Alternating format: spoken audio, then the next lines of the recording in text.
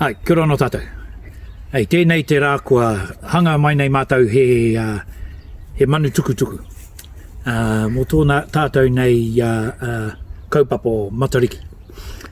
Ai, ka tae tātou ki tēnei pāhara kiki. Ai, tēnei he rauemi mo te hanga Manu Tukutuku. Ai, tēnei wā ko tuku mai nei he kōrero a pāna ki te pāhara keke. Ara, ki e rao ngā kōrero a pāna ki te oranga o te iwi.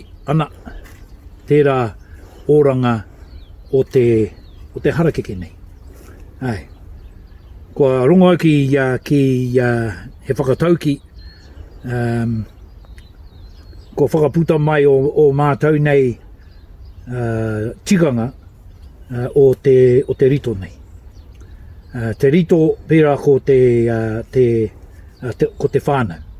Ai. Anei, titiro mai ki roto nei. Anei, te rito o te harakeke. Ko tēnei he tamaiti. Anei, ngā mātua. Anei, ngā tupuna. Me ngā tupuna no tawhiti. Hutia te rito o te harakeke. Kei whea te kō mako e kō.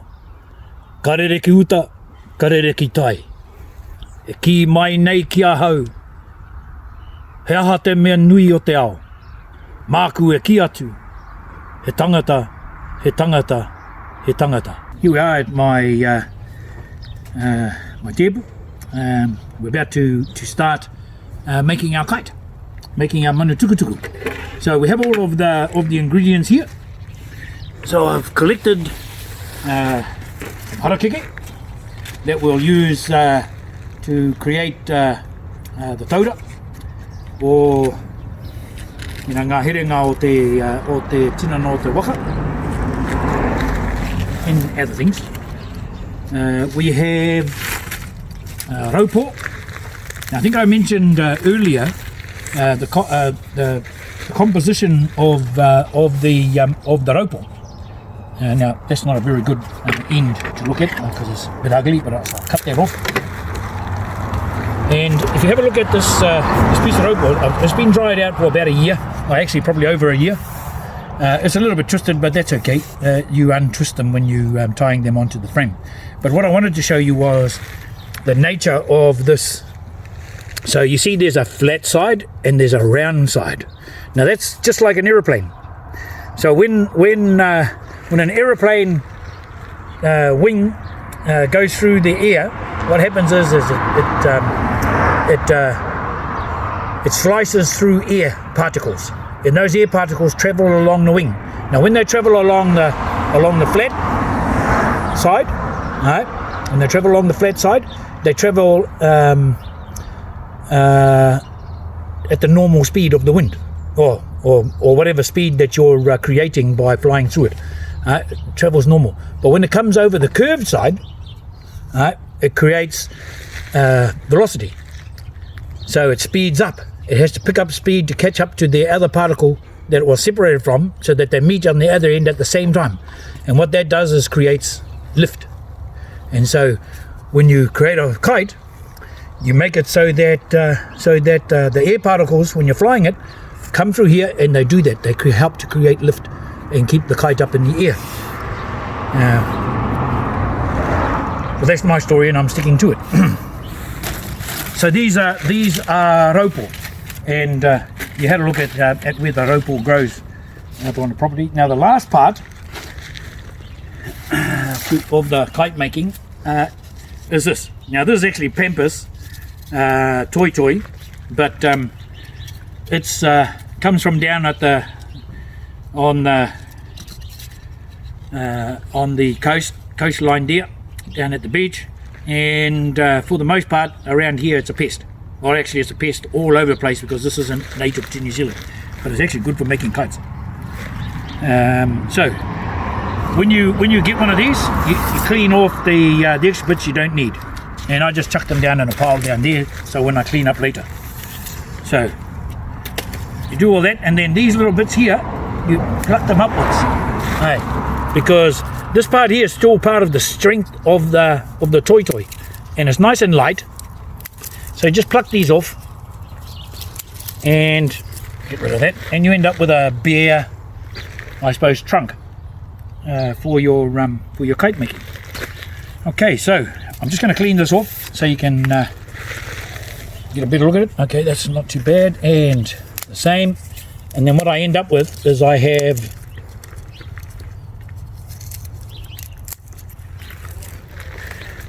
3 rako here that I'm going to turn into the frame of my kite.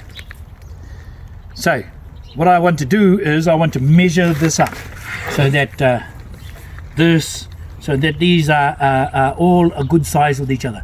Now you can see I've got 2 fluffy bits that are about the same size and one that isn't. So the odd man out goes in the middle. Doesn't matter that it's smaller than the other 2, because it's balance you're looking for. And so then I measure that to where I think I want to, and I cut, this one. And I cut my stalks through here, nice and easy. And I end up with 3 nice pieces of rope. Now I'm making a taratahi, and the taratahi shape is the V shape. Now, one of the things about the taratahi is that it is synonymous with fertility. I'll leave it at that. So, the thing about the kite too, flying the kite is that it is at Matariki, it is about we celebrate new beginnings and things. So if you do have young children, then teaching them how to make the taratahi is a fun thing for them to do. And at Matariki, they can fly their kite and carry their wishes up to heaven, so to speak. So here we have our basic shape. So I like to shape it something like this, and then I need the extra stalks, and I just happen to have a couple of those over here. These are a bit drier in terms of the rope or stalks, and I don't want the fat end, because if you notice it comes down slimmer. So I need this middle part because it keeps a reasonable weight ratio. Whereas if you had a big end like this and a skinny end, it's going to dip down this side. So you want to try and get it reasonably even as you possibly can, and then I measure that down about where I want it to sit on my frame. So there you go. So I would cut that part, and I'll just remeasure that again so that I have a little bit of sticking out part.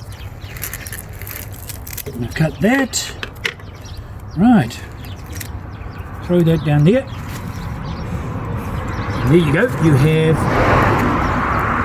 what's looking like the frame. Now this part's actually good because you do want a little bit of a heavier cross section. Oh, this no good, it's broken. I'll use this one. Alright, to lash onto here so that you have a nice strong frame right at the front of your kite. And you find a nice space for that to lash it. Now, so there's the frame of the Manu Taratahi. So the part that is the Tukutuku is the rope, but we won't get to that for a little bit. Now we have our flax, so we actually have to work our flax a little bit. You can't just take a strip off this and tie it on, because when it dries out, it'll come loose. So you just have to do a little bit of stuff that our weavers do, which is separate the flax up. And I'll just put this down here with my other bits, right? Because we're gonna make string out of this. And now this is the best part of the harakeke for string. Now, if you wanted to use the whole thing because you want a long string, that's okay to play. But what I find is, where's my scissors, is that this part gets pretty stringy and loose, and I don't particularly like it too much for the I suppose the toad. Now, with this piece here, I just like to make it a bit easier is I separate these bits, a bit like how my wife does it with her kete making and stuff. Yeah, so I've got a couple of things there. Now, if I was to separate this again, this part would be quite a bit shorter than the others, and you know, I can't be bothered with that. So I collect all this stuff up and I'll break it down a little bit further, and then I'll take it back to the bush I got it from. And so I've got a couple of ends there for string there, and I'll do one more over here. So I've got 4 pieces. Okay, let's this one about here, and do the same. Right.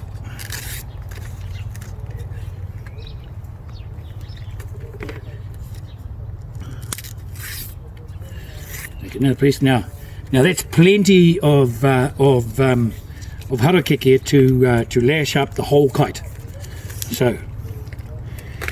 So here we have it. Now, the other thing that happens is you have to do what's called a harping, which is softening the flax.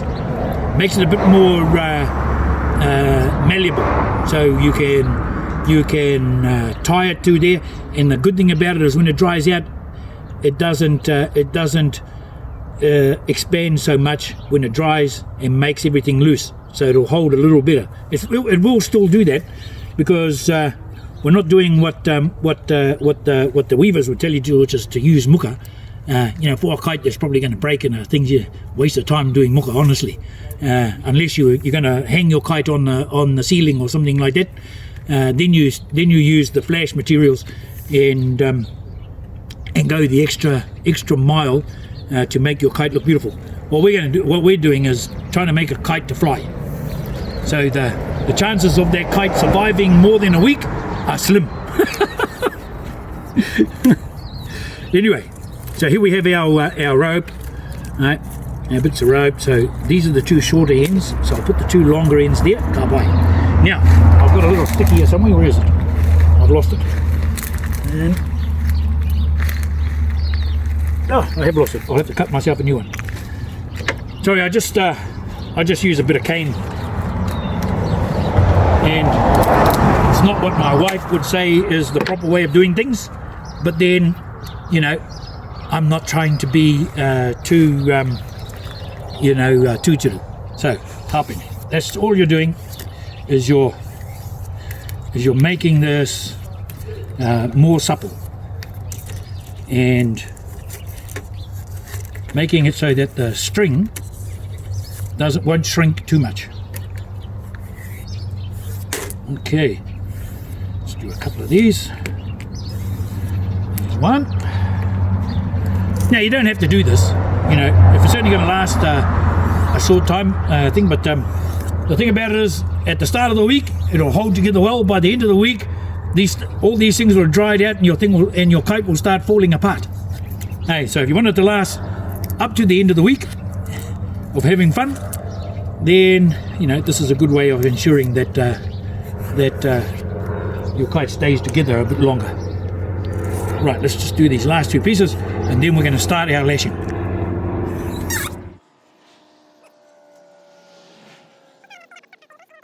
Okay, so this is been preparing our harakeke. So there we have it. We're all ready to put the frame together.